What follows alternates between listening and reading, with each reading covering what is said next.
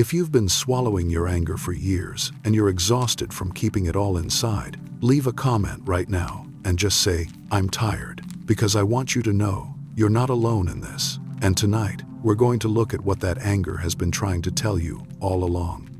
You know exactly what I'm talking about, don't you? That anger you've been pushing down, swallowing back, keeping quiet, keeping contained for years, maybe decades, maybe your whole life. And you've gotten so good at it, so practiced at swallowing it down, that sometimes you don't even know it's there anymore until something happens. Someone says something or does something, and you feel it rising hot and sharp and demanding. And you swallow it again because that's what you do. That's what you've always done. You swallow the anger. You keep the peace. You stay nice. You don't make waves. You don't cause problems. You don't become the angry woman, the difficult one, the one no one wants to be around. So you swallow it, and it goes down, but it doesn't go away, does it? It just sits there in your throat, in your chest, in your stomach, waiting, growing, accumulating. Every time you swallow it, it adds to the pile. And you carry it, all of it, every slight, every dismissal, every time you were interrupted, talked over, ignored, minimized. Every time your needs didn't matter, your voice didn't count, your boundaries were crossed, all of it swallowed, held, carried inside you. And tonight as you lie here, I want you to know that anger, the one you've been swallowing, it's not going away, not until you're willing to look at it, to acknowledge it, to understand what it's trying to tell you. Because Carl Jung understood something that most people don't. He understood that when you reject a part of yourself, when you push it down, deny it, refuse to acknowledge it, it doesn't disappear. It goes into the shadow, and from the shadow it controls you without you even knowing it. Your anger, the anger you've been swallowing, it's in your shadow and it's running things more than you realize. It's there in your exhaustion, your resentment, your passive aggression, your inability to say no, your people-pleasing, your constant apologizing, your small voice, your diminishment of yourself. All of that is connected to the anger you won't let yourself feel.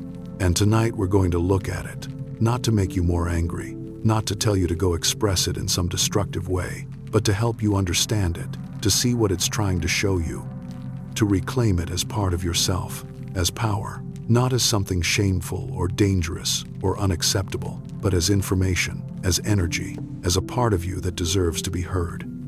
So let's start here. Let's start with what it costs you to swallow your anger. Because there is a cost, a real cost, and you know it, even if you haven't named it. When you swallow anger, when you push it down instead of feeling it, instead of acknowledging it, you're not just making it go away, you're turning it inward against yourself. And that has consequences. First, there's the physical cost. The body keeps score. Every time you swallow anger, your body registers it. Tension in your jaw, tightness in your shoulders, knots in your stomach, headaches, fatigue, chronic pain. All of these can be connected to unexpressed anger. The body wants to release, to move, to express, but you don't let it. You hold it in, you keep it contained, and the body holds that tension for you in your muscles, your tissues, your nervous system. And over time, that tension becomes chronic. It becomes your baseline. You forget what it feels like to not be holding, to not be tight, to not be clenched. You wake up with your jaw already tense, your shoulders already up around your ears, your stomach already in knots, and you think this is just how it is, this is just how your body is, but it's not. It's how your body has learned to be because of everything you're holding inside. Think about the last time someone said something that bothered you, that hurt you, that crossed a boundary, and you didn't say anything. Maybe you smiled, maybe you nodded, maybe you said it's fine, but inside you felt that flash of anger, that heat, that tightness, and you pushed it down. Where did it go? It went into your jaw, your shoulders, your neck, your stomach. Your body took it, held it for you, and it's still there, along with all the other times, all the other moments, all the other angers you've swallowed, and your body is tired. Your body is exhausted from holding all of this for you, and it's starting to show in ways you might not even connect to anger, chronic headaches that no doctor can quite explain. digestive issues that come and go with no clear pattern, back pain that physiotherapy helps but never quite resolves, fatigue that sleep doesn't fix. All of these can be your body saying, I can't hold this anymore. You need to feel this. You need to express this. You need to let this go. But you don't, because you don't know how, because you're afraid of what might happen if you do, because you've been taught for so long that your anger is dangerous, is unacceptable, is something to be controlled at all costs. Second, there's the emotional cost. When you swallow anger, you don't just swallow anger, you swallow all your feelings, because you can't selectively numb. If you push down anger, you push down everything. Joy, sadness, excitement, fear, all of it gets muted, gets dulled, because to feel anything deeply, you have to be willing to feel everything. And if anger is off limits, then everything is off limits. So you go through life feeling less, feeling muted, distant, like you're watching your life instead of living it. And you wonder, why don't I feel more? Why is everything so flat? Why can't I access joy or excitement or even sadness? And the answer often is that you're still holding all that unexpressed anger, and it's taking up so much space that there's no room for anything else. Think about a container, a jar, and every time you swallow anger, you put a stone in that jar. One stone for every time someone dismissed you, one stone for every boundary crossed, one stone for every time you said yes when you meant no, one stone for every hurt you pretended didn't matter. How full is your jar? How many stones have you collected over the years, over the decades? And here's the thing, that jar, that's your capacity to feel. And when it's full of stones of unexpressed anger, there's no room for anything else. There's no room for joy to flow in, for excitement to bubble up, for love to expand, for peace to settle. It's all stones, all the anger you've been collecting and holding and refusing to let go of. Not because you want to hold on to it, but because you don't know how to let it out safely. How to express it without becoming the very thing you've been taught to fear, the angry woman, the difficult woman, the woman who's too much. Third, there's the relational cost. When you can't express anger, when you can't say that hurt me, that wasn't okay, I don't like that, stop.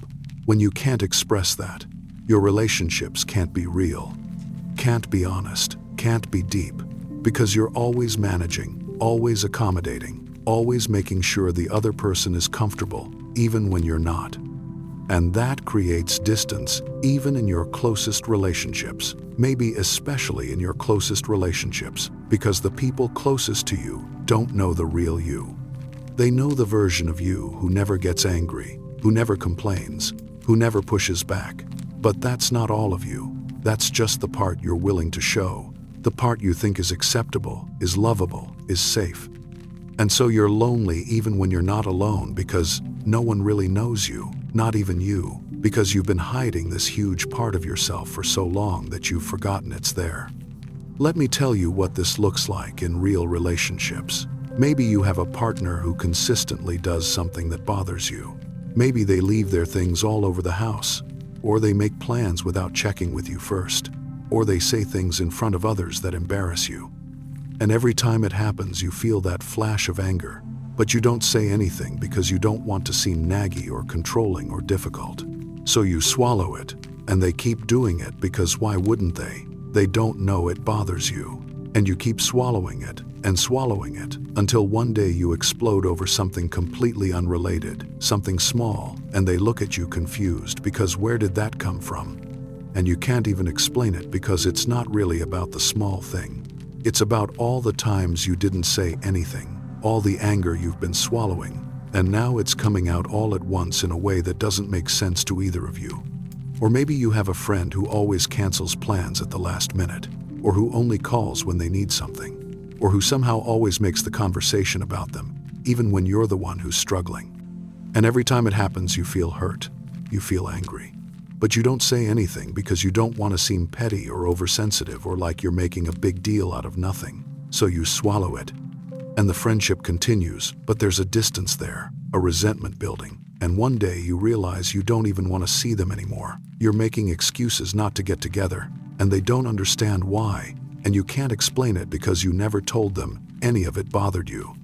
You just kept swallowing it until the relationship felt toxic. even though they never knew they were doing anything wrong. Or maybe you have a family member who criticizes you, who questions your choices, who makes you feel small or inadequate, or like you're never quite good enough. And every time you see them, it happens again. That comment, that look, that tone, and you feel the anger rising, but you push it down because they're family, because you're supposed to respect your elders, because making waves would upset everyone, because it's easier to just take it than to speak up and cause a scene. So you swallow it, and every family gathering becomes something you dread, something you have to prepare yourself for, something you need to recover from, and you tell yourself, this is just how it is.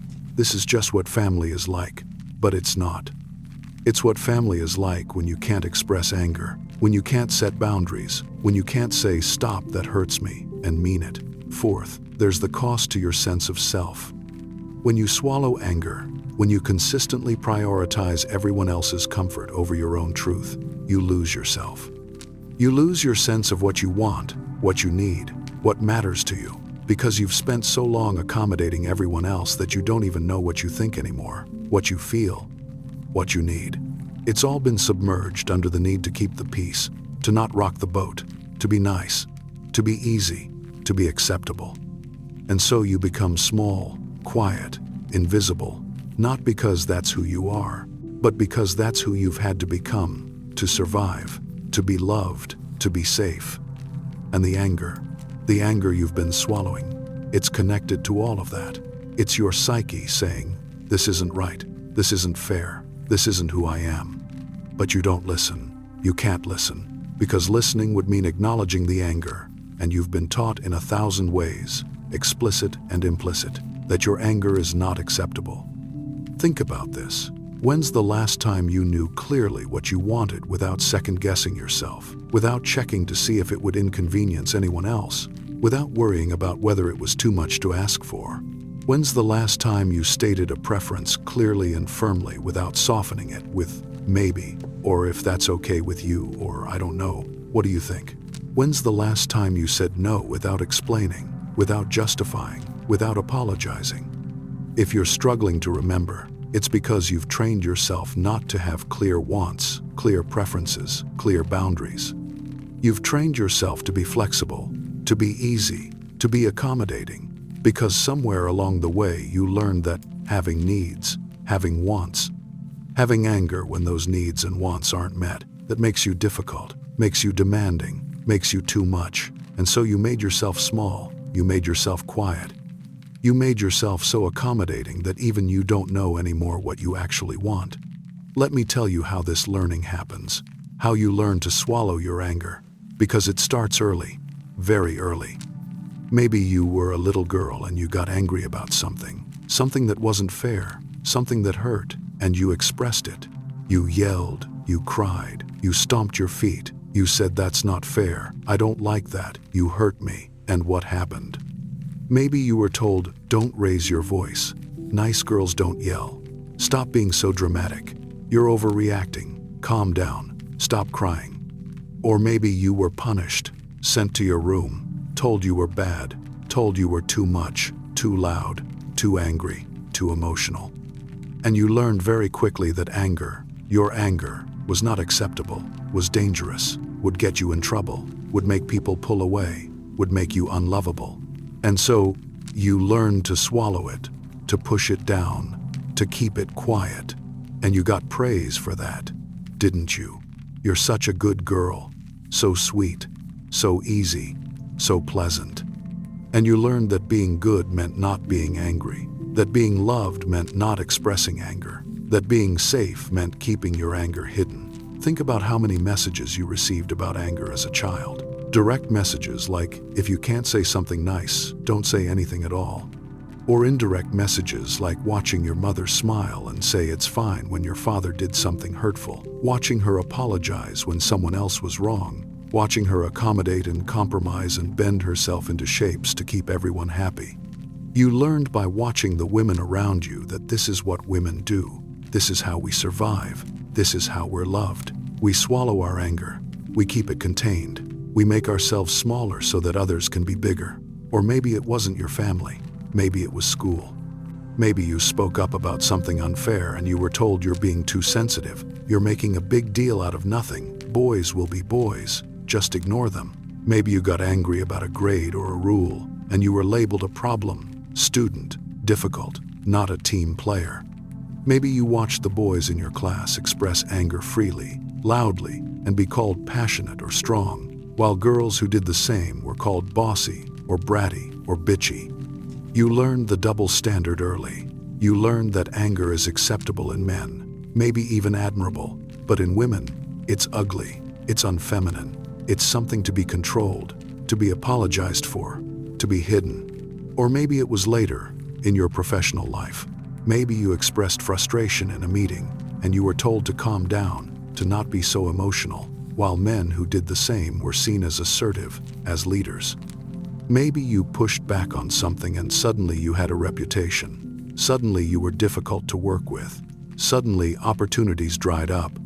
You learned quickly that expressing anger professionally comes with a cost for women that it doesn't for men, and so you learned to swallow it, to express disagreement more gently, to couch your frustration in softer language, to smile when you were actually furious, to say, "I'm just wondering if maybe we could consider," instead of "this is wrong and needs to change." Or maybe it was in your relationships. Maybe you did express anger as a young woman and you were labeled difficult, bitchy, crazy, hysterical, overreacting, too sensitive, too emotional. And you learned that expressing anger came with consequences, social consequences, professional consequences, relational consequences, that angry women are punished, are isolated, are diminished, that men leave women who are angry, that friends distance themselves from women who cause drama, that family members shake their heads and say she's always been difficult.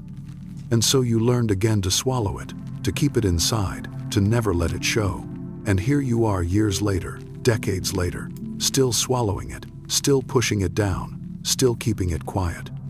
And you're so tired, aren't you? So exhausted from holding it all, from carrying it all, from never being able to let it out. And tonight I want you to know that exhaustion, that weariness, it makes sense. It's not weakness. It's not your fault. It's the natural consequence of carrying something that's too heavy for too long without ever being able to set it down. Carl Jung understood this. He understood that when you reject a part of yourself, when you push it into the shadow, it doesn't lose its power. It gains power, because now it's unconscious. Now it's running things without your awareness, without your consent, and your anger, the anger you've been swallowing. It's in your shadow, and it's affecting everything. Your health, your relationships, your sense of self, your capacity to feel, your ability to set boundaries, your voice, your power, all of it connected to the anger you won't let yourself feel. And Jung would say the only way through is not to get rid of the anger, not to swallow it more effectively, not to become even better at keeping it contained. The only way through is to bring it into consciousness, to acknowledge it, to see it, to understand it, to integrate it as part of who you are. Not the only part, not the dominant part, but a part, a real part, a valid part, a part that has information, that has energy, that has something to tell you. And that's what we're doing tonight. We're bringing it into consciousness. We're looking at it. We're listening to it, not to become more angry, not to go out and express it destructively, but to understand it, to reclaim it, to integrate it, so it stops running things from the shadow and starts serving you in consciousness as power, as energy, as truth. Let me tell you something else about what happens when anger stays in the shadow for too long. It doesn't just sit there quietly waiting to be acknowledged. It transforms, it mutates. It shows up in ways you might not even recognize as anger. Some people become depressed, and that depression is anger that has nowhere to go but inward. Instead of being angry at the person who hurt you, you become angry at yourself. Instead of saying you shouldn't have done that, you say, I shouldn't have let it bother me. Instead of, this isn't fair, you think I don't deserve fair. The anger turns inward and becomes self-attack, self-blame, self-hatred even. And you might not connect it to anger at all because it doesn't feel like anger. It feels like depression, like everything is pointless, like you're worthless, like nothing matters. But underneath, often, There's anger that's been turned against the self because there was no safe place to direct it outward. Some people become resentful, and that resentment is anger that's been accumulating for years. Every time you said yes when you meant no, every time you smiled when you were hurt, every time you accommodated when you didn't want to, that added to the resentment. And resentment is toxic. It's anger that's gone sour, anger that's been held so long it's curdled into bitterness. And you can feel it, can't you? That bitter taste in your mouth when you think about certain people, certain situations. That's resentment. That's all the anger you never expressed, all the times you swallowed it down instead of speaking up. And resentment poisons everything. It poisons your relationships, your enjoyment of life, your capacity to be present. You're always looking back at what wasn't fair, what you should have said, what you should have done, and you can't move forward because you're still carrying all of that. Some people become passive-aggressive, and that's anger that can't be direct, so it comes out sideways. The sarcastic comment, the backhanded compliment, the convenient forgetting, the subtle undermining. All of these are ways anger leaks out when it's not allowed to be expressed directly. And the thing about passive aggression is it damages relationships just as much as explosive anger does, maybe more, because it's harder to address, harder to call out, harder to resolve.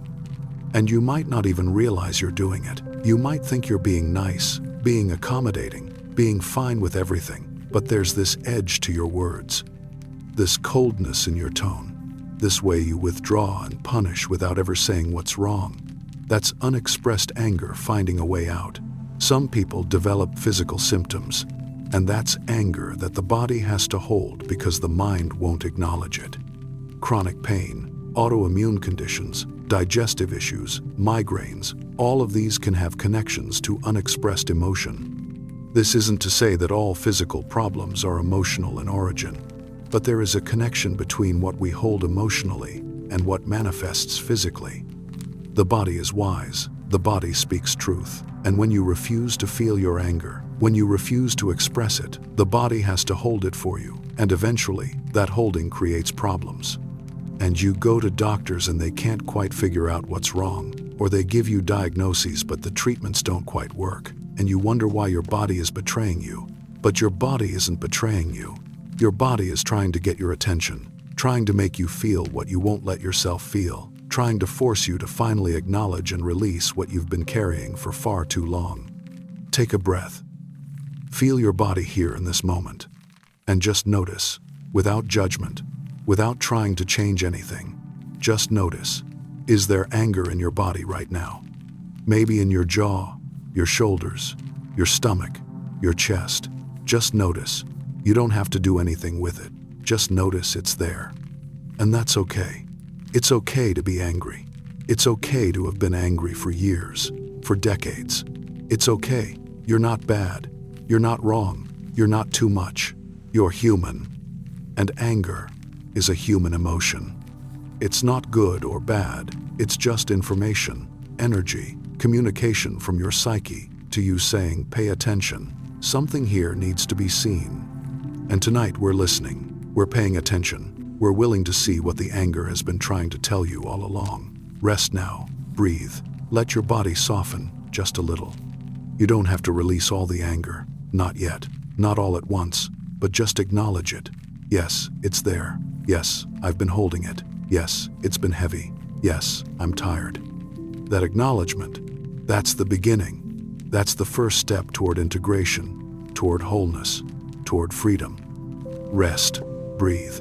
You're doing important work just by being here, just by listening, just by being willing to look at what you've been swallowing for so long. That's courage, real courage, and I honor it. Rest now. We have more to explore, but for now just rest with the knowing that your anger, it's not your enemy. It's not proof that something's wrong with you. It's part of you trying to be heard, and tonight you're listening. Finally, after all this time, you're listening. Now let's look at something important, something you need to understand about the anger you've been swallowing.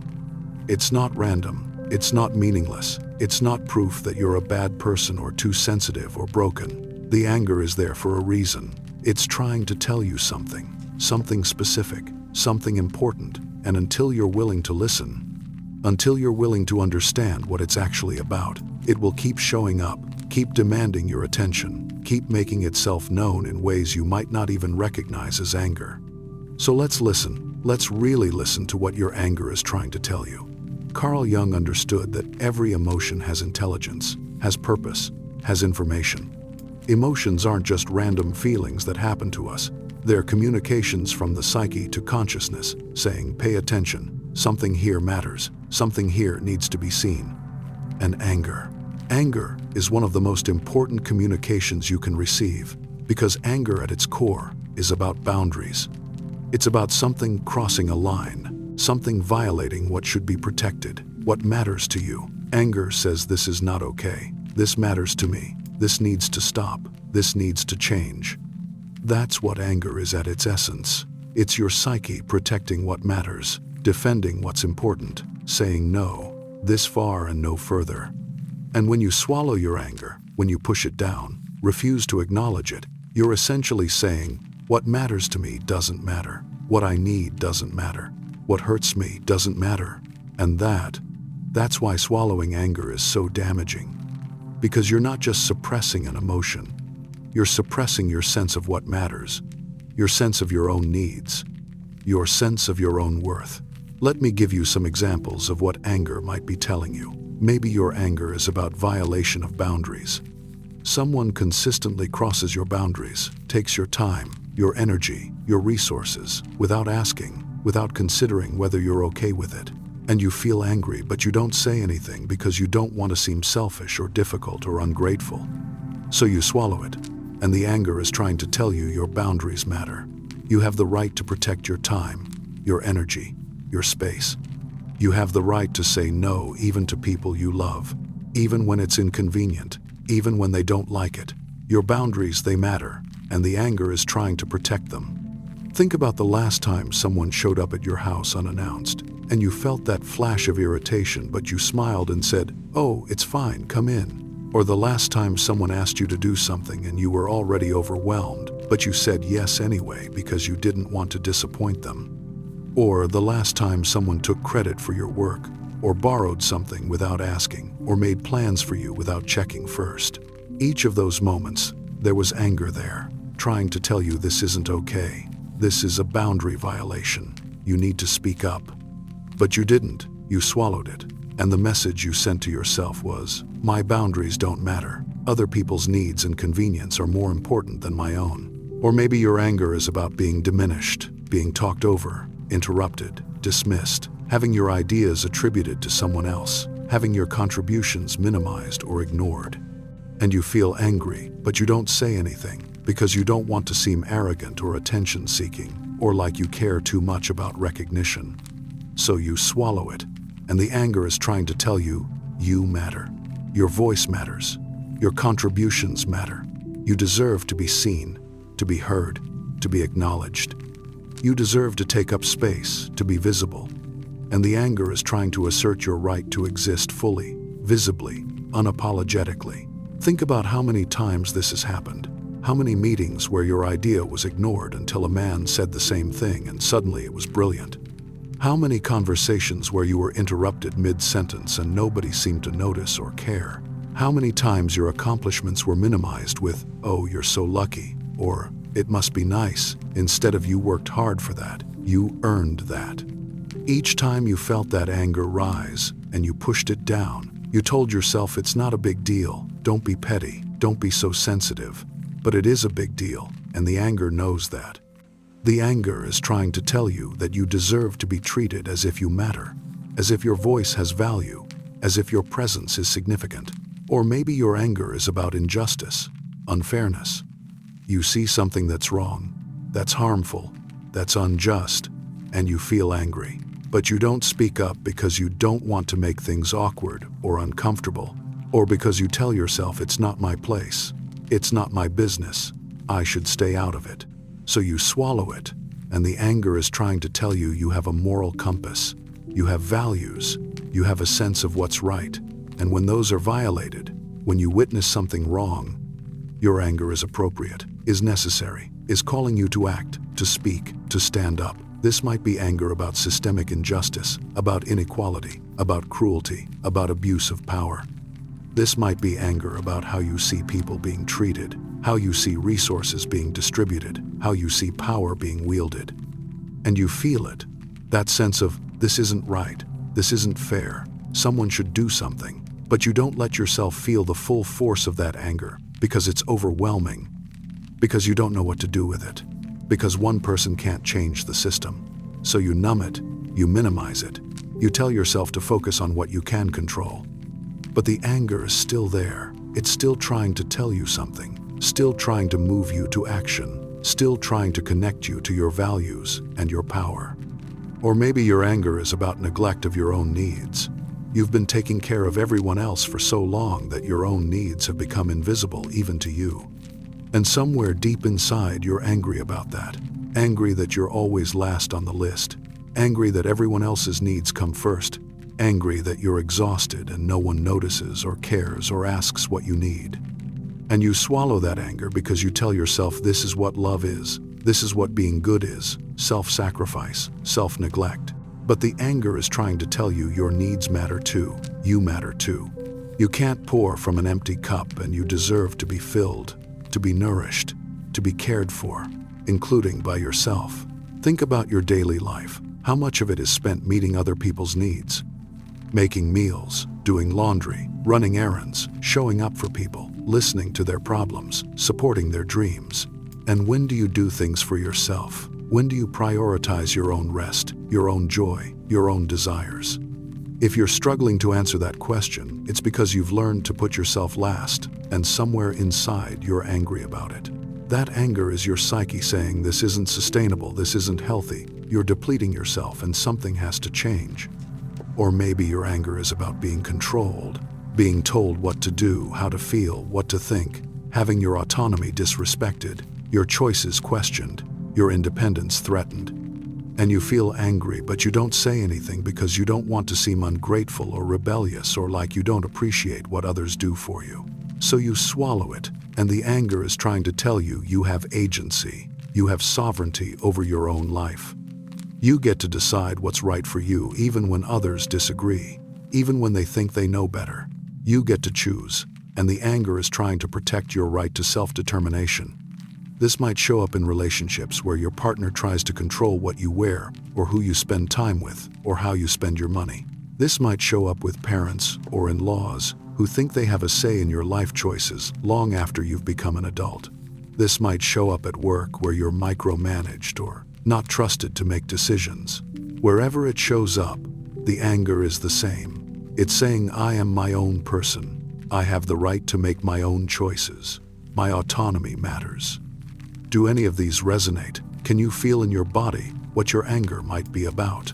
You don't have to know exactly. You don't have to have all the answers, but just be willing to consider that your anger isn't random, isn't wrong. It's trying to tell you something important about what matters to you, about what you need, about what's being violated or neglected or denied, and it deserves to be heard. Now, here's something else that Jung understood about anger. He understood that when anger is pushed into the shadow, when it's not acknowledged, not expressed, not integrated, it doesn't just sit there quietly. It transforms. It comes out in other ways, ways you might not even recognize as anger. Let me tell you some of the ways unexpressed anger shows up. First, depression. Jung and many others have noted that depression can often be anger turned inward. When you can't express anger outward, when you can't say, this is not okay, this needs to change, the anger turns inward and becomes, this is not okay, I need to change, I'm the problem, I'm not good enough. Depression, at least some forms of it, is anger that has nowhere to go except against yourself. You become the target of your own rage, the recipient of your own criticism, the object of your own contempt. And it manifests as I'm worthless, I'm a failure, nothing matters, what's the point? But underneath often there's anger. Anger at how you've been treated, anger at what you've endured, anger at all the times you weren't protected or valued or seen.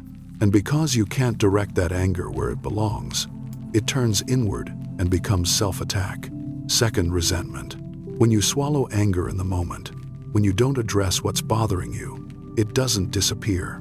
it accumulates as resentment. That bitter, toxic feeling that builds up over time. Every time you say it's fine when it's not, every time you smile when you're hurt, every time you accommodate when you don't want to, that anger turns into resentment. And resentment is insidious. It's anger that's gone sour, anger that's been held so long it's curdled into bitterness. You can feel it, can't you? That bitter taste when you think about certain people, certain situations. That sense of nothing I do is ever enough. They never appreciate me. They take me for granted. They wouldn't notice if I disappeared tomorrow. That's resentment. That's all the anger you never expressed. All the times you swallowed it down instead of speaking up. And resentment poisons everything. It poisons your relationships, your enjoyment of life, your capacity to be present. You're always looking back at what wasn't fair, what you should have said, what you should have done. And you can't move forward because you're still carrying all of that accumulated anger that's now turned bitter. Third, passive aggression. When you can't express anger directly, it comes out indirectly. The sarcastic comment, the backhanded compliment, the convenient forgetting, the subtle undermining, the silent treatment, the saying yes but meaning no, the agreeing but then not following through. All of these are ways anger leaks out when it's not allowed to be direct. And the thing about passive aggression is it damages relationships just as much as explosive anger does, maybe more, because it's harder to address, harder to call out, harder to resolve. People can feel that there's something wrong, that you're angry, but you deny it. You say, I'm fine, and so they're left confused and unable to fix whatever the problem is. And you might not even realize you're doing it. You might think you're being nice, being accommodating, being fine with everything. But there's this edge to your words, this coldness in your tone, this way you withdraw and punish without ever saying what's wrong. That's unexpressed anger finding a way out through the cracks. Fourth, physical symptoms. Unexpressed anger lodges in the body, chronic tension, headaches, digestive issues, high blood pressure, chronic pain, autoimmune conditions. The body holds what the mind won't acknowledge, and over time, that holding creates physical symptoms. This isn't to say all physical problems are emotional in origin, but there is a real connection between what we hold emotionally and what manifests physically. The body is wise, the body speaks truth, and when you refuse to feel your anger, when you refuse to express it, the body has to hold it for you, and eventually, that holding creates problems. You might go to doctors and they can't quite figure out what's wrong, or they give you diagnoses but the treatments don't quite work, and you wonder why your body is betraying you. But your body isn't betraying you. Your body is trying to get your attention, trying to make you feel what you won't let yourself feel, trying to force you to finally acknowledge and release what you've been carrying for far too long. Fifth, anxiety. When anger is constantly pushed down, constantly monitored, constantly controlled, the nervous system stays activated, stays vigilant, always watching for the next moment. You might feel angry so you can push it down again. And that vigilance, that constant monitoring, it manifests as anxiety, as a sense of impending doom, of something bad about to happen. And what's about to happen is that you might feel angry, and you're terrified of what that might mean. So your nervous system stays on high alert, always scanning for threats, always ready to shut down any anger before it can fully emerge. And that shows up as generalized anxiety, as panic attacks, as that constant sense of being on edge, of waiting for the other shoe to drop. Sixth, people-pleasing. When you're afraid of your own anger, when you've learned that anger leads to rejection or punishment or abandonment, you become hyper-vigilant about keeping everyone happy. You become a people-pleaser, constantly accommodating, constantly compromising, constantly putting everyone else's needs before your own. Not because you want to, but because you're terrified of what might happen if you don't. If you let yourself be angry, be difficult, be anything other than pleasant and accommodating. So you shape-shift to fit what others need. You suppress your own preferences. You agree when you disagree. You say yes when you mean no, all to avoid the possibility of conflict, of anger, of someone being upset with you. All of these, depression, resentment, passive aggression, physical symptoms, anxiety, people-pleasing, they're all connected to unexpressed anger. They're all ways the anger is trying to be heard when you won't listen to it directly. And this is what Jung meant when he talked about the shadow possessing you. When anger is in the shadow, when it's unconscious, when you refuse to acknowledge it, it doesn't lose power, it gains power, because now it's running things without your awareness.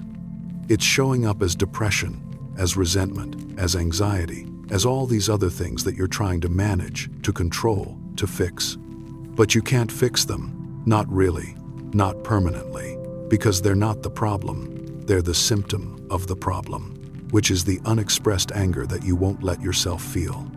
So the question becomes, are you willing to feel it? Are you willing to acknowledge that you're angry, that you have been for a long time, about real things, legitimate things, things that matter? Are you willing to stop telling yourself it's not a big deal, I'm overreacting, I shouldn't feel this way, I need to let it go? Are you willing to say, yes, I'm angry and that's okay, that's valid, that's human? Because until you can acknowledge the anger without judgment, without shame, without trying to make it go away, it will keep showing up in all these other ways, making you sick, exhausted, resentful, anxious, small. And that's not what you want, is it? You don't want to keep living like this, holding it all, swallowing it all, pretending it's not there while it eats you from the inside out.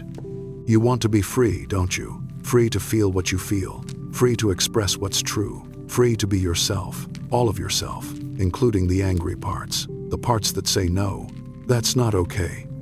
Stop, I don't like that. This matters to me. Those parts, they're not your enemy. They're not making you a bad person. They're protecting you. They're trying to help you live an authentic life, a life where your needs matter, where your boundaries matter, where you matter. And tonight as you rest here, I want you to consider that maybe, just maybe, your anger isn't the problem. The problem is that you've been taught to fear it, to suppress it, to deny it. And that suppression, that's what's hurting you. Not the anger itself, but the refusal to acknowledge it, to hear it, to honor it as valid, as important, as part of who you are. Carl Jung had this idea that the psyche is always moving toward wholeness, always trying to integrate what's been split off, rejected, denied. And your anger, the anger you've been swallowing, it's been split off, put in the shadow for so long, and the psyche is trying to bring it back, to integrate it, to make you whole again. And the way it tries to bring it back is through symptoms, through depression, resentment, anxiety, physical pain. All of these are the psyche saying, pay attention, there's something here you're not seeing, something you need to acknowledge. And what you need to acknowledge is the anger, the legitimate, valid, important anger that's been trying to be heard for years, maybe decades, maybe your whole life. So tonight as you lie here in the darkness, in the quiet, I want you to just be with this possibility that your anger isn't wrong, that it's trying to help you, that it has information that you need about what matters, about what needs to change, about who you really are, beneath all the niceness, all the accommodation, all the swallowing and pushing down. You don't have to do anything with this right now. You don't have to go express your anger tomorrow. You don't have to figure out exactly what it's about. You just have to be willing to acknowledge that it's there, that it's been there, that it's valid, that it matters. That's all, just acknowledgement. Just, yes, I'm angry, and that's okay. That simple acknowledgement, that's the beginning of integration, of wholeness, of freedom. Rest now, breathe, feel your body holding so much, and just acknowledge it's heavy. It's been heavy for a long time. And maybe, just maybe, you don't have to hold it all by yourself anymore. Maybe you can start to let it be known, be seen, be acknowledged, first by you, and that changes everything. Rest, breathe. You're doing beautiful work just by being willing to look at what you've been holding for so long. That's courage, real courage, and it deserves to be honored. Rest now. We have more to explore. But for now, just rest with the knowing that your anger is not your enemy. It's your ally, trying to help you live a life that's actually yours. Now, let's go deeper into what Carl Jung really understood about anger and why it matters so much that you reclaim it from the shadow. Jung spent his whole life studying the psyche, and one of the things he understood more deeply than almost anyone was this: what you reject controls you. What you deny possesses you. What you push into the shadow doesn't lose power, it gains power because now it's unconscious. Now it's operating without your awareness, without your consent. And your anger, the anger you've been swallowing, it's in the shadow and it's running more of your life than you realize. Let me explain what I mean. When anger is in the shadow, when it's unconscious, unacknowledged, denied, it doesn't just sit there quietly. It leaks out in unexpected ways. Maybe you find yourself snapping at people you love over small things, things that shouldn't matter. But suddenly you're disproportionately angry about a dish left in the sink or a word said wrong. And you wonder, why am I so angry about this? This isn't really what it's about. And you're right, it's not. It's about all the anger you haven't expressed about the things that actually matter. And now it's coming out sideways, inappropriately, at the wrong people, over the wrong things. Or maybe you never snap. Maybe you're so good at controlling your anger that you never let it show at all, but it shows up in other ways.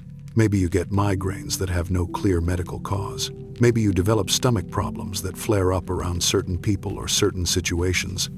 Maybe you're exhausted all the time, even though you're sleeping enough. That's your body holding the anger for you, and it's starting to cost you physically because the body can only hold so much before it starts to break down. Or maybe the anger shows up as perfectionism, as that constant driving need to be better, to do more, to never make mistakes. And you think it's just high standards, just wanting to do well. But underneath, it's often anger turned inward, anger at yourself for not being enough, for not doing enough, for not being perfect.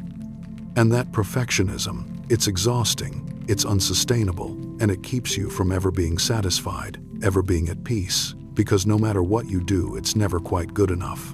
Or maybe the anger shows up as numbness, as disconnection, as going through life on autopilot. You do what you're supposed to do. You show up where you're supposed to show up, but you're not really there. You're not really present. And that disconnection, that numbness, it's a way of protecting yourself from feeling the anger, from feeling anything really. Because if you let yourself feel, you might feel the rage, and you're terrified of what that might mean.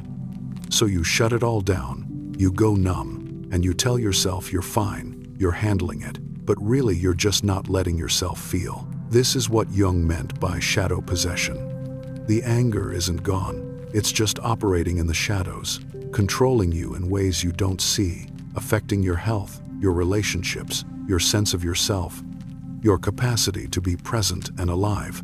And the only way to stop being controlled by it is to bring it into consciousness, to acknowledge it, to integrate it as part of who you are. But here's what's important to understand.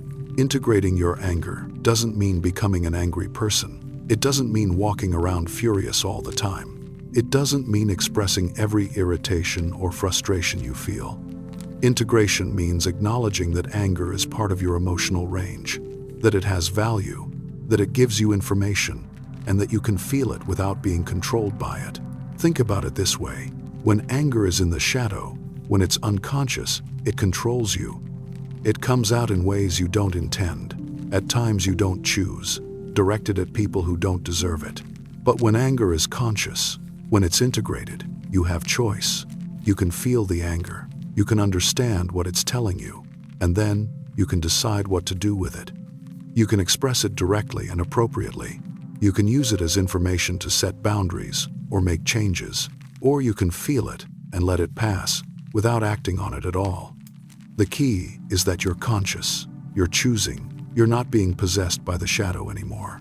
Jung also understood that anger, particularly in women, carries a collective shadow. What I mean by that is it's not just your personal conditioning that taught you to suppress anger. It's centuries of conditioning. It's cultural, it's societal, it's passed down through generations. Women have been taught for so long that anger is unfeminine, unacceptable, dangerous, that it's become part of the collective unconscious, part of what Jung called the cultural complex. And so, when you feel angry and immediately feel shame about it, when you automatically suppress it without even thinking, you're not just responding to your own personal history, you're responding to generations of women who were punished for their anger, who learned to suppress it to survive, who passed that suppression down to you. And that's important to understand, because it means this isn't just about you. This isn't just your personal failing or weakness.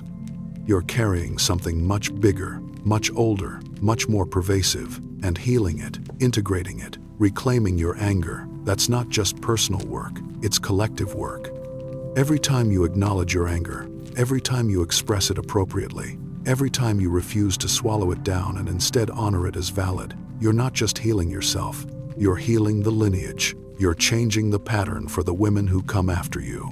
Think about the women in your family, your mother, your grandmothers, your aunts. Think about how they handled anger. Did they express it, or did they suppress it? Did they speak up when they were hurt, or did they smile and say it's fine? Did they set boundaries, or did they accommodate endlessly? Chances are you learned your pattern from them. You watched them swallow their anger, and you learned to do the same. But you can change that pattern. You can be the one who says no more. I'm not doing this anymore. I'm not swallowing my anger to keep everyone else comfortable. And when you do that, you change not just your own life, but potentially the lives of every woman who comes after you, every daughter, every niece, every young woman who's watching how you handle your anger and learning from you. Now, let's talk about what it actually means to integrate anger, because I think there's a lot of confusion about this. Integration doesn't mean expressing every angry feeling you have. It doesn't mean becoming aggressive or hostile or mean. Integration means bringing the anger into consciousness, acknowledging it, understanding what it's telling you, and then making conscious choices about how to respond. Sometimes that means expressing it directly, saying, "This hurt me. This wasn't okay. I need you to stop." Sometimes that means setting a boundary, saying, "No, I'm not available for that. I can't do that. That doesn't work for me." Sometimes that means removing yourself from a situation, saying, "I need to leave. I can't be here right now. This isn't healthy for me." And sometimes it means feeling the anger, understanding what it's about, and choosing not to express it because the relationship can't handle it, because the person won't hear it, because it's not worth the energy. But the key is that you're choosing, you're conscious, you know what you're feeling and why, and you're making a decision about how to respond, rather than being controlled by unconscious patterns of suppression. Let me give you an example of what this looks like in practice. Maybe someone says something that hurts you, that crosses a boundary, that feels dismissive or disrespectful. In the old pattern, the shadow pattern, you would automatically swallow the anger. You would smile. You would say, "It's fine." And you wouldn't even fully acknowledge to yourself that you're angry. The anger would go into the shadow and show up later as resentment or passive aggression or a migraine. But in the integrated pattern, you feel the anger. You recognize it. You say to yourself, "Yes, I'm angry. That hurt. That wasn't okay." And then you make a conscious choice. Maybe you say something in the moment, "Hey, that hurt. I need you to not say things like that." Maybe you wait until later and have a conversation about it. Maybe you decide this person isn't safe to be vulnerable with, and you create more distance in the relationship. Maybe you decide it's not worth addressing and you let it go, but you stay conscious of it. You don't suppress it. You feel it and process it and release it consciously. The key is that you're not automatically suppressing. You're not unconsciously swallowing. You're conscious. You're choosing. You're integrated. And that's freedom. That's what it means to reclaim your anger from the shadow. It means you get to feel it, you get to understand it, you get to choose what to do with it, rather than having it control you from the unconscious. Jung also talked about the idea that what's in the shadow often contains gold, contains power, contains gifts. And your anger, the anger you've been suppressing, it contains tremendous power. Think about it. Anger is energy. It's life force. It's the part of you that says no, that protects, that defends, that stands up for what matters. When you suppress that, when you push it into the shadow, you're suppressing all of that energy, all of that power, all of that capacity to protect yourself and stand up for yourself. And reclaiming it, integrating it, that means reclaiming your power, your voice, your right to take up space and have needs and set boundaries. Women who have integrated their anger, who have brought it out of the shadow, they're different. They're more grounded, more solid, more present. They speak with clarity and authority. They set boundaries without apologizing. They don't shrink themselves to make others comfortable. They're not aggressive, they're not hostile, they're not mean, but they're powerful in a way that women who suppress their anger are not. They have access to their full range of emotion, their full capacity, their full selves. And that's what's waiting for you on the other side of this integration work. That's what becomes possible when you stop swallowing your anger and start honoring it as part of who you are. Now I want to talk about fear, because I know that underneath the suppression of anger there's often fear. Fear of what will happen if you let yourself feel it, if you let yourself express it, if you let yourself be angry. Maybe you're afraid that if you start feeling the anger you won't be able to stop, that it will overwhelm you, that it will consume you, that you'll become someone you don't recognize. Maybe you're afraid that if you express anger, people will leave, that they'll reject you, that they'll see you as difficult, or bitchy, or too much, and they'll walk away.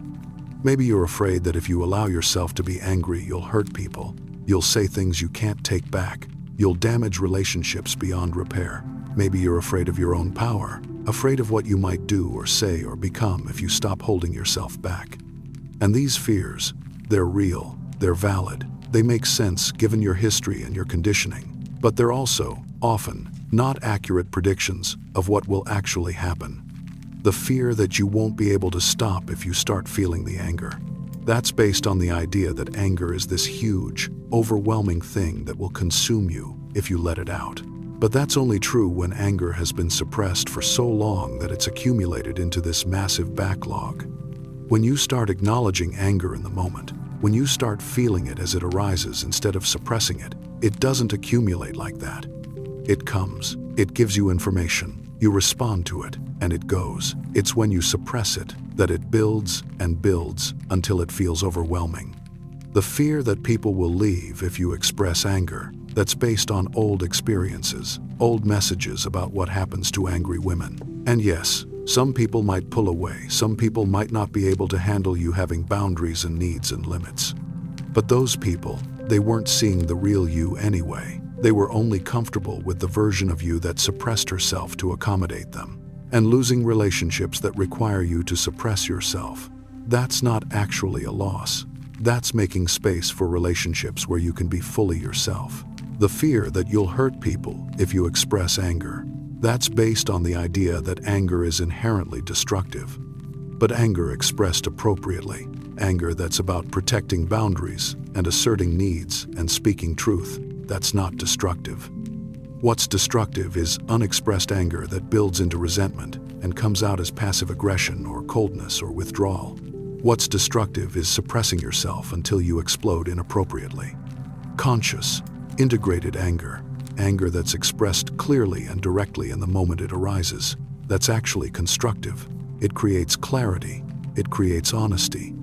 It creates the possibility for real relationship. And the fear of your own power, that's the deepest fear, isn't it? The fear of what you might become, what you might do, who you might be if you stopped holding yourself back. And that fear makes sense, because you've been taught your whole life to be small, to be quiet, to not take up too much space.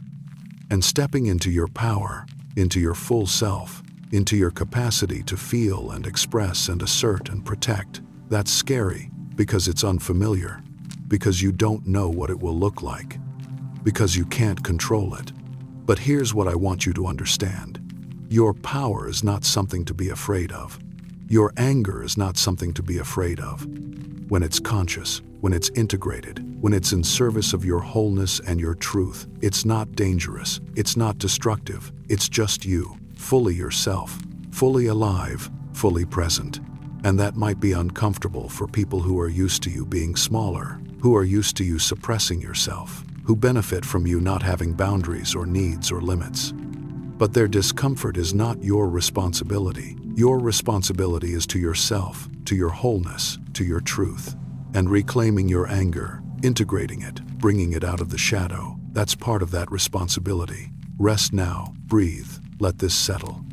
You're doing profound work just by being willing to look at this, to consider this, to open to the possibility that your anger isn't your enemy, that it's part of you that's been trying to help you all along.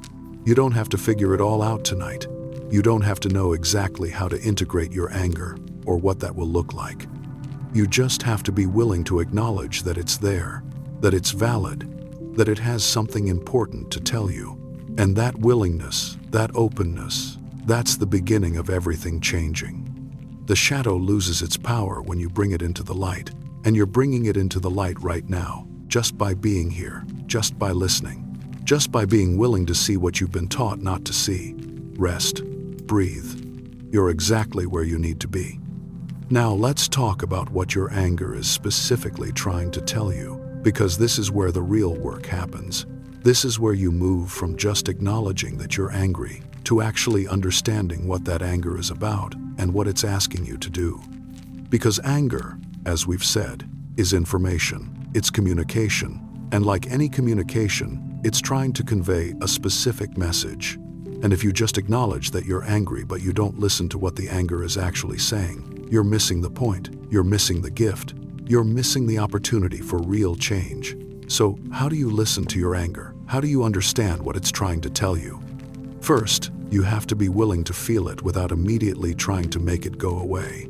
This is hard because you've spent so long training yourself to suppress anger the moment you feel it that allowing yourself to actually feel it, to sit with it, to be curious about it, that feels dangerous, that feels wrong. But that's exactly what you need to do. When you feel anger rising, instead of immediately swallowing it, instead of immediately telling yourself it's not a big deal, or you're overreacting, or you need to let it go, just pause. Just sit with the feeling for a moment. Where is it in your body? Is it in your jaw, your chest, your stomach, your shoulders? What does it feel like? Is it hot or cold? Is it sharp or dull? Is it big or small? Just notice it. Just be with it, without judgment, without trying to change it. And then ask yourself, what is this anger about? Not what triggered it, not what small things set it off, but what is it really about? Because often the thing that triggered the anger isn't actually what the anger is about. Maybe you got angry because your partner forgot to do something they said they would do. But the anger isn't really about the forgotten task. It's about feeling like your needs don't matter, like you can't count on them, like you're carrying everything alone. Or maybe you got angry because someone interrupted you in a meeting, but the anger isn't really about that one interruption. It's about the pattern of being talked over, of not being heard, of not being valued. Or maybe you got angry because someone made a comment about your appearance, but the anger isn't really about the comment. It's about the lifetime of being reduced to your body, of being objectified, of not being seen for who you actually are. So when you feel anger, ask yourself, what is this really about? What boundary is being violated? What need is not being met? What value is being disrespected? What part of me is not being honored? And listen for the answer, not with your thinking mind, but with your feeling, your intuition, your body. The answer might not come in words. It might come as a knowing, as an image, as a memory, as a sensation. Just stay open to it. Stay curious about it. Trust that the anger has something important to tell you if you're willing to listen. Second, once you understand what the anger is about, ask yourself what it's asking you to do. Because anger isn't just information. It's also energy. It's motivation. It's the psyche's way of moving you to action. And different angers ask for different actions. Sometimes anger is asking you to set a boundary, to say no, to say stop, to say that's not okay with me. This is the anger that comes up when someone is taking advantage of you, when someone is crossing a line, when someone is treating you in a way that's not acceptable. And the action this anger is calling for is clear boundary setting, direct communication, standing up for yourself. This doesn't have to be aggressive. It doesn't have to be mean. It can be calm and clear and firm. I need you to stop doing that. I'm not available for that. That doesn't work for me. No. Sometimes anger is asking you to speak your truth, to say what you actually think, to express what you actually feel, to stop performing and accommodating and pretending. This is the anger that comes up when you've been suppressing your real opinions, your real feelings, your real self to keep the peace, or to be liked, or to fit in. And the action this anger is calling for is honesty, authenticity, vulnerability. Actually, this is how I feel. I don't agree with that. I'm hurt by this. I need something different. Sometimes anger is asking you to leave, to remove yourself from a situation or relationship that's harmful, that's toxic, that's draining you. This is the anger that comes up when you've been trying to make something work that fundamentally doesn't work, when you've been accommodating the unacceptable, when you've been staying in something that's killing you slowly. And the action this anger is calling for is departure, separation, ending. I can't do this anymore. I need to leave. This relationship is over. I'm done.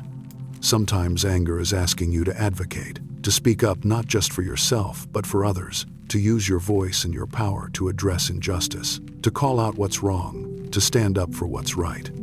This is the anger that comes up when you witness unfairness, cruelty, oppression, abuse of power. And the action this anger is calling for is advocacy, activism, using your voice and your resources and your privilege to create change. This isn't okay. This needs to stop. I'm going to do something about this. Sometimes anger is asking you to forgive yourself, to stop being so harsh with yourself, to extend to yourself the compassion you extend to everyone else. This is the anger that, when you really sit with it, you realize is actually directed at yourself, at how you've been treating yourself, at how you've been neglecting yourself, at how you've been prioritizing everyone else at your own expense. And the action this anger is calling for is self-compassion, self-care, self-prioritization. I matter too. My needs are important. I'm going to take care of myself. And sometimes anger is just asking you to feel it, to acknowledge it, to honor it, without necessarily acting on it. This is the anger about things you can't change, things that are in the past, things where action isn't possible or appropriate. And what this anger is calling for is simply witnessing, simply acknowledgement, simply saying, yes, this happened. Yes, it hurt. Yes, I'm angry about it. And that's valid. You don't have to do anything with it. You just have to feel it, to honor it, to let it be there without suppressing it. The key is to listen to what your specific anger is asking for, and then to make a conscious choice about whether and how to respond to that. And this is where integration comes in. Because you're not being controlled by the anger. You're not suppressing the anger. You're feeling it, understanding it, and choosing what to do with it. Let me give you some real examples of what this looks like. Maybe you have a friend who consistently cancels plans at the last minute, and you've been swallowing your anger about it for months. You sit with the anger, and you realize what it's really about is feeling like you don't matter to them, like your time isn't valued, like you're not a priority, and you realize the anger is asking you to set a boundary. So you have a conversation. You say, hey, I need to talk to you about something. When you cancel plans at the last minute, it feels like my time doesn't matter to you, and I need that to change.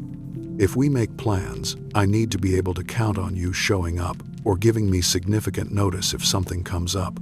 That's integrated anger. That's anger that's been acknowledged, understood, and used constructively to improve a relationship. Or maybe you're in a meeting and someone takes credit for your idea, and you feel that flash of anger. You sit with it, and you realize what it's really about is a pattern of being invisible, of not being valued, of your contributions being minimized, and you realize the anger is asking you to speak up. So, right there in the meeting you say, actually, that was my idea from the email I sent last week. I'm glad it's resonating. That's integrated anger. That's anger that's been felt and expressed in the moment in a way that's appropriate and effective. Or maybe you're in a relationship where you're doing all the emotional labor, all the planning, all the remembering, all the caring, and you're exhausted and resentful and angry. You sit with that anger and you realize what it's really about is neglecting yourself, is giving and giving until there's nothing left, is not having your needs met. And you realize the anger is asking you to stop, to set boundaries, to require reciprocity. So you have a conversation. You say, I've been doing too much. I've been depleting myself, and I need things to change. I need you to step up and take on more of the mental and emotional labor of this relationship. Or if the conversation doesn't change anything, the anger might be asking you to leave, to choose yourself, to walk away from a relationship that's fundamentally unequal. Or maybe you witness something at work that's unjust, maybe someone being treated unfairly, maybe a policy that's harmful, maybe a pattern of discrimination. You feel angry and you sit with it, and you realize the anger is asking you to speak up, to advocate, to use whatever power and privilege you have to address what's wrong. So you do. You go to HR. You speak up in the meeting. You support the person who's being mistreated. You push for policy change. That's integrated anger being used for justice, for change, for making things better. Or maybe you're angry about something from your past, something that happened years ago that you can't change, someone who hurt you who's no longer in your life. You sit with that anger, and you realize there's no action to take, no conversation to have, no boundary to set, because the situation is over. And what the anger is asking for is simply to be felt, to be acknowledged, to be honored. So you do. You let yourself feel the full force of that anger. Maybe you write a letter you never send. Maybe you talk to a therapist about it. Maybe you scream into a pillow. Maybe you just sit with it and cry. And that's integrated anger too. That's anger that's been felt and honored even when there's no action to take. The point is that you're listening to your anger. You're understanding what it's about. You're discerning what it's asking for. And you're making conscious choices about how to respond. You're not being possessed by it. You're not suppressing it. You're integrating it. Now, I want to talk about what happens in relationships when you start doing this. When you start feeling and expressing your anger instead of swallowing it. Because this is where a lot of the fear comes in. You're afraid that if you start expressing anger, if you start setting boundaries, if you start speaking your truth, people will leave. And I want to be honest with you, some people might. Some people are only comfortable with you when you're suppressing yourself, when you're accommodating them, when you're making yourself smaller to make them more comfortable. And when you stop doing that, when you start taking up space and having needs and setting boundaries, they might pull away. But here's what's important to understand. Those relationships, the ones that require you to suppress yourself, they weren't real anyway. They were relationships with a version of you that wasn't fully you. They were relationships where you were performing, where you were manageable, where you were safe. And yes, losing those relationships might hurt, might feel like rejection, might feel like proof that your anger makes you unlovable. But what you're actually losing is a false connection. And what you're making space for is real connection. Connection where you can be fully yourself, where your anger and your joy and your sadness and your needs are all welcome, where you don't have to suppress anything to be loved. And the people who can handle you having boundaries, having anger, having needs, those people, they're your people. Those are the relationships worth keeping, worth investing in, worth being vulnerable in. So yes, you might lose some relationships when you start integrating your anger, but you'll gain something more valuable. You'll gain authenticity. You'll gain wholeness. You'll gain the possibility of real intimacy instead of false harmony. And you'll also find that some relationships, the ones that are real, the ones that are strong, they actually improve when you start expressing anger appropriately.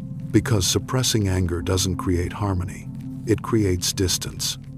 When you're always accommodating, always suppressing, always pretending everything is fine, the other person doesn't actually know you, doesn't actually see you, doesn't actually have access to what you're really thinking and feeling. And that creates a kind of loneliness, even in connection. But when you start being honest, when you start saying, actually, that hurt, actually, I need something different, actually, I'm angry about this, you create the possibility for real understanding, real repair, real intimacy. The other person gets to actually know you, gets to actually respond to what you're really feeling, gets to actually meet you where you are, instead of where you're pretending to be. So yes, there might be conflict. Yes, there might be discomfort. Yes, there might be difficult conversations. But on the other side of those conversations, there's the possibility of real relationship, of genuine connection, of being known and loved for who you actually are, not who you're performing to be. And that's worth the discomfort. That's worth the risk. That's worth the anger. Rest now. Breathe. Let this settle. You're learning something profound here. You're learning that your anger isn't something to be afraid of, isn't something to suppress, isn't something that makes you bad or wrong or unlovable. Your anger is information, is energy, is communication from your deepest self saying something here matters. Pay attention, take action, protect what's important. And you're learning to listen to it, to understand it, to work with it instead of against it. You don't have to have it all figured out. You don't have to know exactly how to express your anger perfectly. You're learning, you're practicing, you're integrating. And that's exactly what you're supposed to be doing. Rest, breathe, you're doing beautiful work. The fact that you're here, the fact that you're willing to look at this, the fact that you're willing to reclaim this part of yourself that you've been taught to reject, that takes tremendous courage, and I honor it. Rest now. We have more to explore. But for now, just rest with the knowing that your anger is trying to help you, is trying to guide you, is trying to lead you toward a life that's more authentic, more whole, more fully yours. Trust it. Listen to it. Let it teach you. You're exactly where you need to be. Now let's talk about what your life looks like when you've integrated your anger, when you've reclaimed it from the shadow, when you're no longer spending all your energy suppressing it and instead you're working with it, listening to it, using it as the powerful force it's meant to be. Because this is what's possible for you. This is what's on the other side of this work, and I want you to see it clearly so you know what you're moving toward. When your anger is integrated, when it's conscious, when it's part of your full emotional range instead of something you're constantly trying to suppress, you're different. You're more grounded, more solid, more present. You know who you are and what matters to you, and you're not willing to compromise on that. You have clarity about your boundaries, and you communicate them clearly without apologizing or explaining or softening. You say no when you mean no and yes when you mean yes, and you don't twist yourself into knots, trying to make everyone comfortable with your choices. You speak up when something isn't right, when someone crosses a line, when you're being treated in a way that's not acceptable. You don't wait for permission. You don't wonder if you have the right. You just speak because you know your voice matters, your experience matters, you matter. You make choices based on what you actually want and need, not based on what will keep the peace or what will make other people happy or what will avoid conflict. You trust yourself to handle conflict, to navigate difficult conversations, to stand firm in your truth even when other people don't like it. You have access to your power, not power over others, but power within yourself, the power to protect yourself, to advocate for yourself, to create boundaries, to walk away from what doesn't serve you. You're not reactive. You're not exploding inappropriately. You're not being controlled by unconscious anger. You're responsive. You feel the anger. You understand what it's telling you. You make conscious choices about how to respond. You don't carry resentment the way you used to because you're not swallowing anger anymore. When something bothers you, you address it in the moment or shortly after. You speak your truth. You set your boundary. You express what you need, and then you let it go. You don't accumulate bitterness. You don't build up resentment. You don't carry grudges because you're not suppressing anymore. You have more energy because you're not using all your energy to suppress your feelings. You're not exhausted from constantly monitoring yourself, constantly controlling yourself, constantly making sure you don't let the anger show. You can just be, you can just feel, you can just respond authentically without all that effort, all that vigilance, all that control. Your relationships are more real, more honest, more intimate. The people in your life know who you actually are. They see you clearly. They know what you think and feel and need. And yes, some relationships might have ended. Some people might have walked away when you stopped suppressing yourself. But the relationships that remain, they're real. They're based on truth. They're based on you being fully yourself. You're not people-pleasing the way you used to. You still care about people. You're still kind. You're still generous. But you're not sacrificing yourself to keep everyone else happy. You're not saying yes when you mean no. You're not accommodating endlessly at your own expense. You're not making yourself smaller so others can be bigger. You have space for your own needs, your own preferences, your own limits. Your body feels different because you're not holding all that tension anymore. Your jaw is looser, your shoulders are lower, your stomach is calmer. You might have fewer headaches, less digestive trouble, less chronic pain because your body isn't holding your unexpressed anger anymore. You're releasing it consciously as it arises instead of storing it in your tissues. You feel more alive because you have access to your full range of emotion. You're not numbing anymore. You're not suppressing anymore. You're feeling everything. And yes, that means you feel anger. You feel sadness. You feel fear. But it also means you feel joy more deeply. You feel love more fully. You feel excitement and wonder and peace. When you stop suppressing one emotion, you stop suppressing them all, and life becomes more vivid, more intense, more real. You make different choices because you're listening to your anger. You're letting it inform you about what's okay and what's not okay. Maybe you leave a job that's been draining you. Maybe you end a relationship that's been one-sided. Maybe you stop spending time with people who consistently make you feel small. Maybe you start pursuing something you've always wanted but never let yourself have because you were too busy taking care of everyone else. Maybe you finally set that boundary with your family. Maybe you finally speak up about that injustice at work. Maybe you finally prioritize your own needs without guilt. You're becoming who you were always meant to be, before you learn to suppress yourself, before you learn to be small and quiet and accommodating. You're becoming powerful in the best sense of that word. Powerful meaning you have agency, you have voice, you have choice, you have the capacity to protect yourself and advocate for yourself and create the life you actually want. This is what integrated anger looks like. This is what's possible when you stop swallowing your anger and start working with it. And I want you to understand, this isn't about becoming an angry person. This isn't about walking around furious all the time. Most of the time, when your anger is integrated, you're not angry. You're peaceful, you're present, you're content. But when something happens that violates your boundaries or disrespects your values or hurts you, you feel the anger, you let it inform you, you respond appropriately, and then you let it go. You don't suppress it, and you don't get stuck in it. You just move through it consciously. And over time, as you get better at setting boundaries and speaking your truth and honoring your needs, you actually experience less anger because fewer things are violating your boundaries.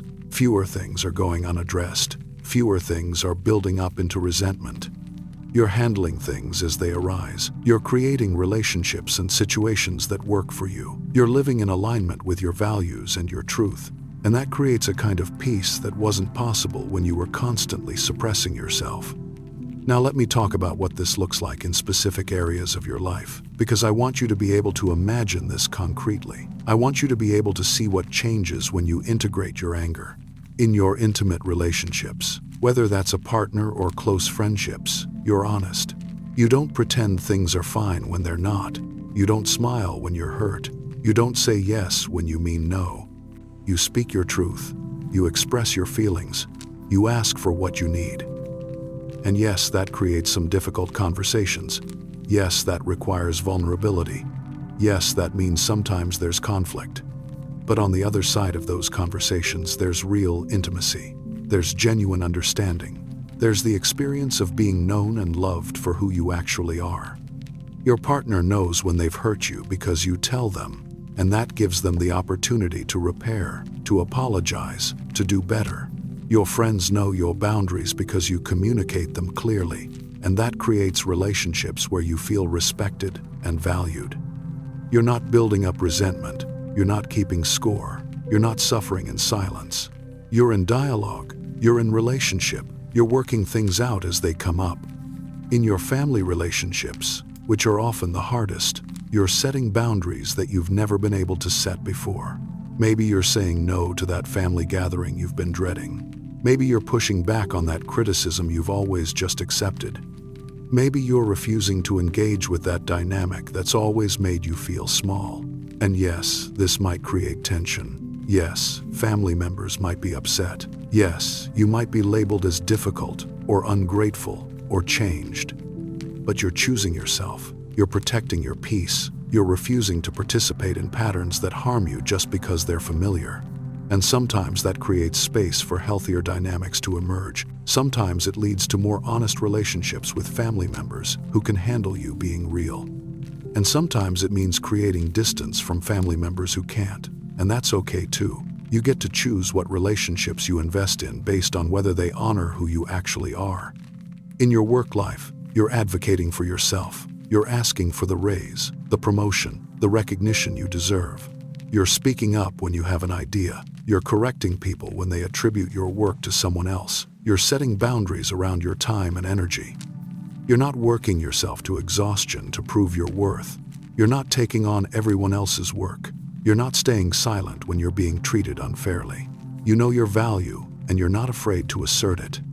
And yes, that might make some people uncomfortable. Yes, you might get labeled as aggressive or difficult, but you'd rather be effective than liked. You'd rather be respected than popular. You'd rather have your contributions recognized than be the nice girl who everyone takes advantage of. In your relationship with yourself, which is the foundation of everything else, you're kind, but you're also honest. You're not beating yourself up constantly. You're not holding yourself to impossible standards. You're not angry at yourself for being human. But you're also not lying to yourself. You're not pretending you're fine when you're not. You're not suppressing your real feelings to maintain some image of yourself. You're real with yourself. You're honest about what you're feeling and what you need and what's not working. And that honesty, that integration, it allows you to actually take care of yourself, to make changes that need to be made, to honor yourself fully. Think about what this would feel like, really feel like, in your body. Imagine waking up without that knot in your stomach, that tension in your jaw, that weight on your chest. Imagine moving through your day feeling grounded and solid and clear, instead of anxious and uncertain and constantly monitoring yourself. Imagine being in a conversation where someone says something hurtful, and instead of swallowing it and smiling, you simply say, "That hurt, please don't say things like that."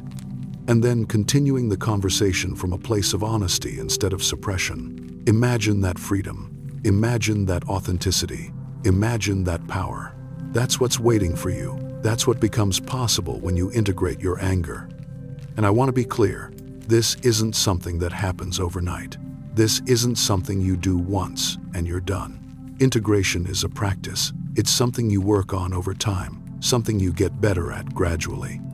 You'll have moments where you speak up and it feels amazing, and you'll have moments where you suppress and then regret it. You'll have conversations that go well and conversations that go badly. You'll set boundaries that are respected and boundaries that are violated. But over time, with practice, with commitment to being honest with yourself and others, with willingness to feel your anger instead of suppress it, you change.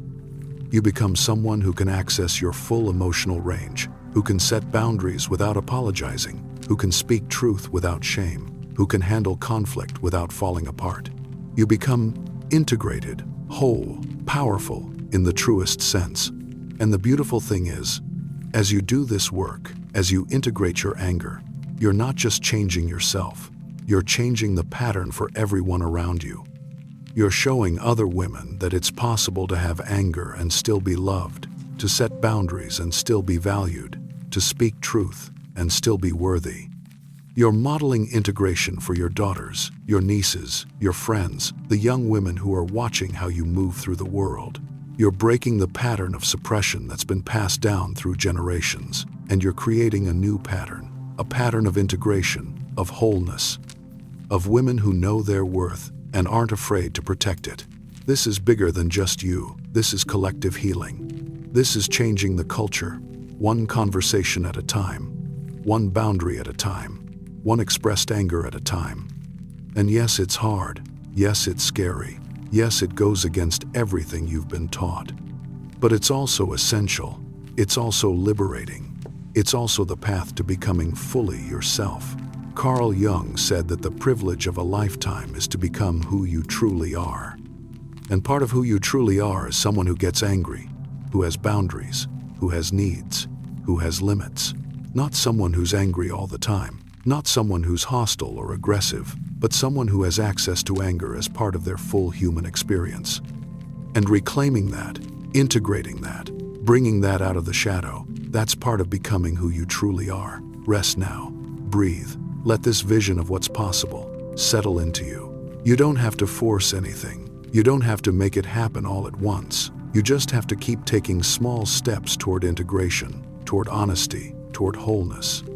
Each time you acknowledge your anger instead of suppressing it, each time you speak up instead of staying silent, each time you set a boundary instead of accommodating, you're practicing, you're integrating, you're becoming. And over time, those small steps add up to a completely different life, a life where you're fully yourself, where your anger is your ally instead of your enemy, where you have access to your power and your voice and your truth. That's what you're moving toward. That's what this work is about. Trust the process. Trust yourself. Trust that your anger is trying to help you, is trying to guide you, is trying to lead you home to yourself. You're exactly where you need to be, doing exactly what you need to do. Rest, breathe, you're doing beautiful work. We have one more part to explore, but for now, just rest with the knowing that integration is possible, that wholeness is possible, that a life where you don't have to suppress yourself is possible. It's not just possible, it's waiting for you, and you're already on your way. So here we are at the end of this journey through what it means to swallow your anger and what it means to reclaim it. And I want to bring this all together for you. I want to make sure you understand what you're taking with you from tonight, what you're carrying forward into your life. You've spent so long swallowing your anger, pushing it down, keeping it quiet, holding it inside. And tonight you've done something different. You've looked at it, you've acknowledged it, you've listened to what it's been trying to tell you all along. And that changes everything. Not because the anger is gone, not because you'll never feel it again, but because you've changed your relationship to it. You've brought it out of the shadow and into the light. You've started the process of integration. And integration, as we've talked about, doesn't happen all at once. It's not something you do tonight and then you're done. It's a practice.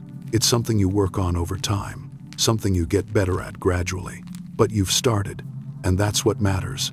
That's what makes all the difference. You've started seeing your anger as information instead of as something wrong with you.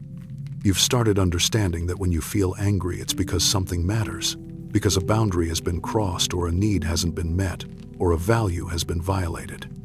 And that understanding, that's the foundation of everything else. From here, from this place of understanding, you can start making different choices.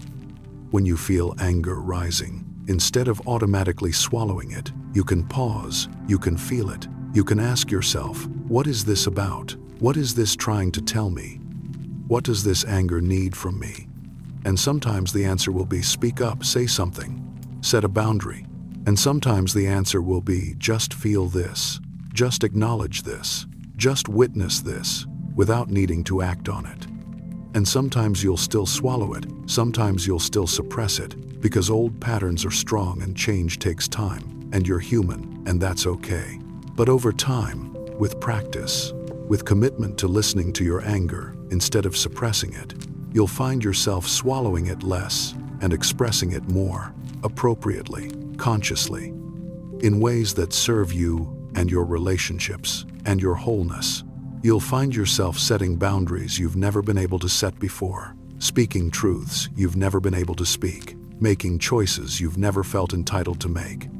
You'll find yourself with more energy because you're not using it all to suppress your feelings, with more peace because you're not carrying accumulated resentment, with more authentic relationships because you're being real instead of performing. And your anger, instead of being this thing you're afraid of, this thing you have to constantly control, will become your ally, your guide, your protector.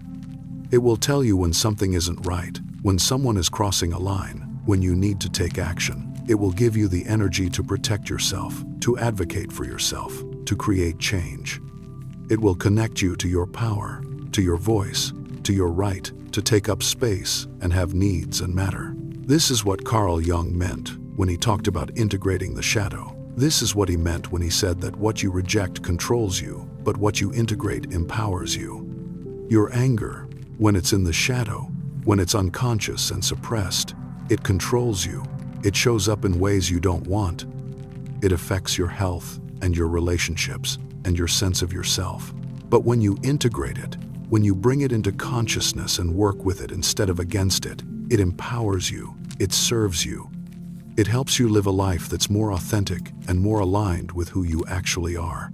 And that's what tonight has been about. That's what this whole journey has been about. Starting the process of bringing your anger out of the shadow and into integration. Now, before you drift off completely, I want to invite you to do something. If this meditation has reached you, if something here has resonated, if you feel less alone in your anger or more understanding of what it's trying to tell you, I'd love to hear from you in the comments below. You don't have to write a lot. You don't have to explain everything. You could just write one word, angry, or tired, or seen, or whatever feels true. Because when you share your experience, even just one word, you're helping someone else who's listening feel less alone too. You're saying, I'm here too, I understand this too, I'm struggling with this too. And that connection, that knowing you're not alone in this, that's powerful, that's healing, that's part of the collective work we're all doing together. So if you feel moved to, leave a comment, share your experience, let yourself be witnessed in your anger, in your exhaustion, in your journey toward integration.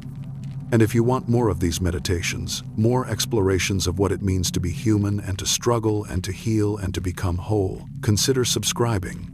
I create these every week, each one going deep into something real, something difficult, something most people don't talk about but everyone feels. And I do it because I believe we need spaces where we can be honest about what we're actually experiencing, where anger and grief and confusion and all the messy human emotions are welcome, where we don't have to pretend we're fine when we're not. So if that resonates with you, if you want to keep doing this work together, I'd be honored to have you here. But only if it feels right, only if it serves you, no pressure, no obligation. Just an invitation to keep exploring what it means to be fully yourself in a world that's constantly asking you to be someone else. All right, now, let yourself go completely. Let yourself drift into deeper sleep, into rest, into the darkness that holds you. You've done profound work tonight. You've looked at something you've been taught not to look at. You've felt something you've been taught not to feel. You've acknowledged something you've been taught to deny. And that takes tremendous courage. That takes real strength. And I want you to know that I see it, I honor it, I respect it.